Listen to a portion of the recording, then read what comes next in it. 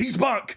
VASHTORR, the Archonthane, has returned to the Warhammer 40,000 narrative, and I think with his return, this is going to cause an absolute huge ripple effect, which is going to bring in some massive characters. Not only massive characters in terms of lore, but I think we're going to see some brand new models attached to VASHTORR himself. So let's jump in and let's get waffling about everything. Now, just a quick, brief summary of VASHTORR and why he's such a menace and why really now he's kind of an important character going forward with the current narrative storylines that are going on with certain Space Marines and Primarchs and stuff like that. VASHTORR was looking to ascend to be one of the next Chaos Gods. To do that, he enlisted the help of Abaddon. He promised Abaddon a weapon that would change the war in his favor, or basically give him a weapon that would give him victory in the war against the Imperium. VASHTORR wanted certain things from the Rock itself. The Rock, we all know the Dark Angels have relics, very, very powerful weapons, very, very powerful devices that they've kept in secret because they were entrusted, should I say, by the Emperor himself with some of the most deadly things in the galaxy. Now, VASHTORR brought the Dark Angels into like a big battle. The Dark Angels knew it was a trap, so they called all the Unforgiven and they literally went to like the northern parts of the Imperium to hunt for VASHTORR.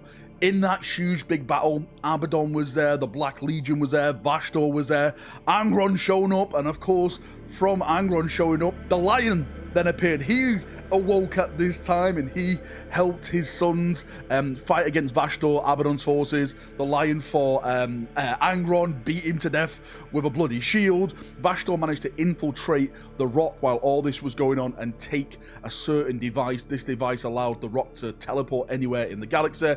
He now has that, and VASHTORR has this planet, and the planet is literally a mirror of Caliban itself. It's like a dark world, but it's able now to bury itself between real space. It can just literally go in between realities. It can go through the webway and just go anywhere it wants, and that's what happened. VASHTORR disappeared, the Dark Angels retreated, Abaddon retreated, and we were just left like, well, what happens next? And now what we've got is VASHTORR has returned in the most unlikely place imaginable, and that is the Pariah Nexus, this brand new big narrative that we're seeing with the new Crusade book.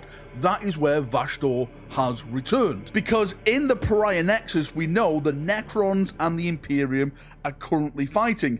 Actually, the Necrons are fighting the Necrons and the Imperium are fighting the Necrons. It's like a freeway, you know, Royal Rumble that's all going on. You've got Imhotep and you've got the Silent King, who are basically in open civil war with each other now. The Necrons are having a brand new civil war. It's all kicking off with them, and the Imperium are going in trying to take advantage of this, because the whole Pariah Nexus itself is literally one of the zones they have to stop, because the Necrons are trying to they're trying to use Blackstone to nullify the galaxy to their advantage, and doing that would put the Imperium basically on the brink of extinction, because the powers that they're nullifying with leave you like a brain dead type of zombie. We've seen this before, the animation of the salamander and stuff that they put over on Warhammer TV, where the guard were like these mindless zombies.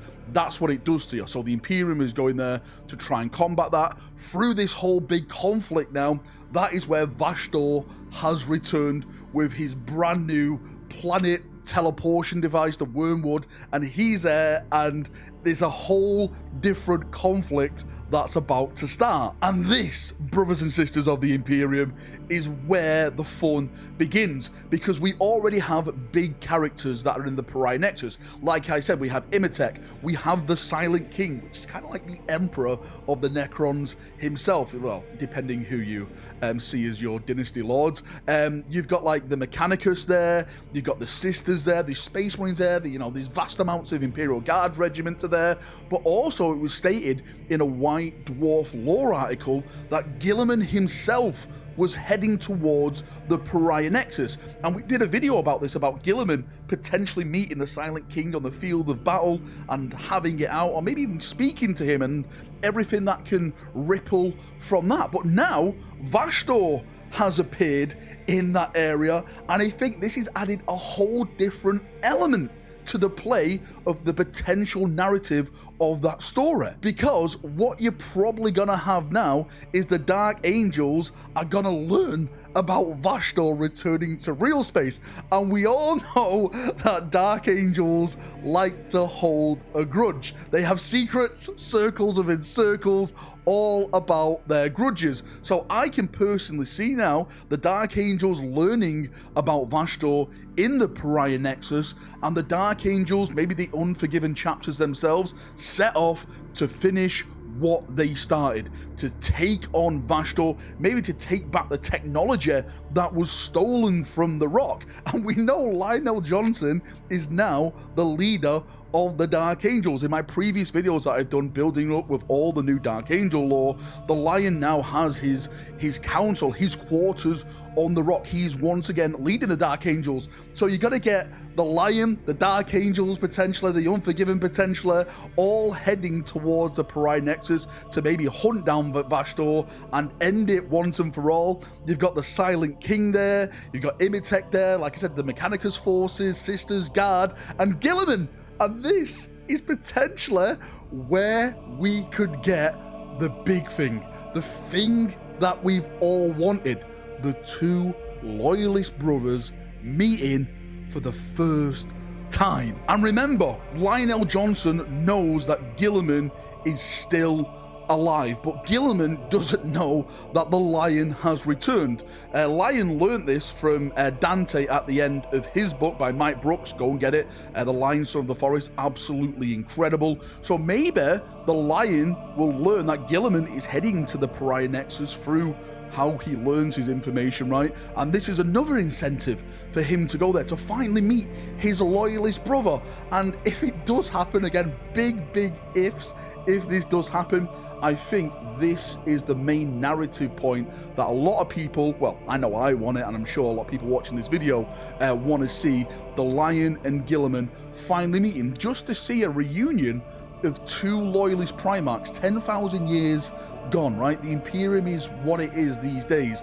Everyone else is disappeared or either dead. So to have these two brothers who held, you know, huge amounts of respect for each other, to see each other and learn that they're not alone.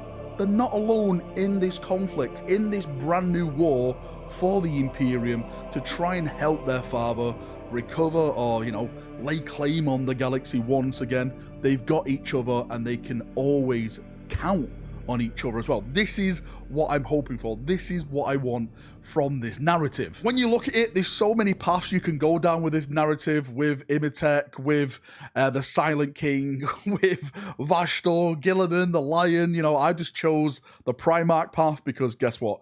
It's me. But I think the main thing I want to get out and discuss really is that VASHTOR is back in the narrative. When he was introduced in the 9th edition lore towards the end of it, he was supposed to be this huge character, then he just vanished, and a lot of us were like, well, that was very anticlimactic. Now he is back and he's about to cause a lot of havoc again, and I think that is going to transform now into tabletop models as well.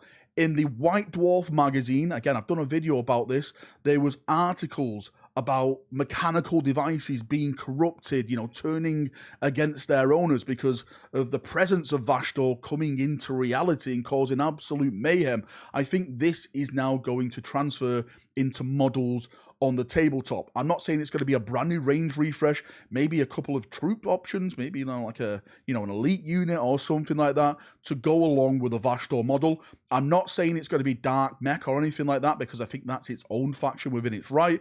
I don't think it's going to be like, you know, working with Abaddon. I think these things are going to be for VASHTOR and VASHTOR only. That's the way I see it, but you know, it's up there in the air in terms of how rules and stuff work. But I really do think we are going to be seeing some things like that going forward in this narrative. Right, enough waffling from me. Thank you for coming. Thank you for watching. As always, if you've got any thoughts, feedback, anything about this, post it down below in the comment section. Do you think VASHTOR is a main player?